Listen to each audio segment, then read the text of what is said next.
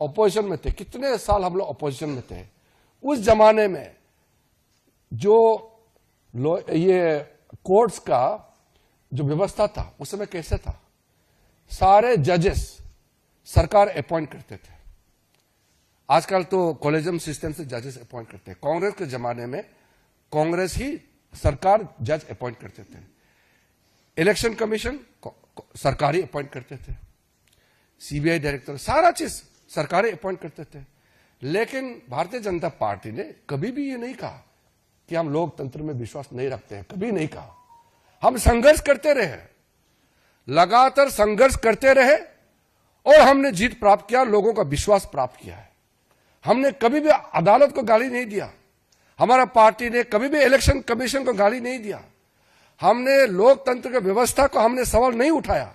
अगर कहीं गलती हुई है तो उसके लिए अदालत जाना है तो भी हम लोग जाते थे, पिटीशन देने थे, इलेक्शन कमीशन को देते थे। लेकिन हमने अपने देश का लोकतंत्र को हमने कभी गाली नहीं दिया। ये आदमी विदेश में जाकर के हमारा देश का तंत्र को गाली देते हैं, हमारे देश को गाली देते हैं, अदालत को, हमारे लोकतांत्रिक व्यवस्था को, इंस्टीट्यूशन को गाली देते हैं। और जब लोगों का बीच में नहीं जाते हैं, बाहर घूमते रहते हैं, तो चुनाव तो हारेगा ही। फिर भी कभी कभी कुछ स्टेट में कांग्रेस पार्टी भी जीते हैं, तो फिर क्यों सवाल नहीं उठाए उस समय? तेलंगाना में कैसे सरकार में आए कांग्रेस, कर्नाटक में, हिमाचल में, पंजाब में आम आदमी कैसे जीते, तमिलनाडु में, केरल में अपोजिशन पार्टी के लोग लगातार कितने बार जीते हैं, हमने कभी सवाल किया है?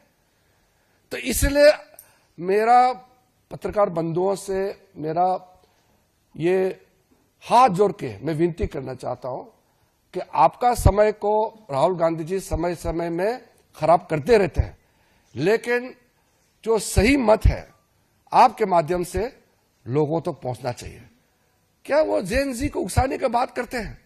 हमारे देश के लोग समझदार हैं, देश के पूरा युवा पीढ़ी, पूरा न्यू जनरेशन मोदी जी के साथ खड़ा है, क्योंकि दुनिया इकोनॉमिक स्लो डाउन में गुजर रहे हैं। भारत 7% से ऊपर इकोनॉमिक ग्रोथ रेट होकर के फास्टेस्ट ग्रोइंग इकोनॉमी, बड़ा अर्थव्यवस्था बना हुआ है। तो इसमें हमारा युवा वर्ग मोदी जी के साथ खड़ा है। इसको वो डाइवर्ट करने के लिए जो राहुल गांधी जो खेल खेल रहे हैं, हमारा देश को बदनाम करने के लिए जो उन्होंने जो हमारा देश विरोधी ताकतों के साथ मिलकर के जो षड्यंत्र रचा रहे हैं, वो कभी सफल नहीं होगा हमारा देश।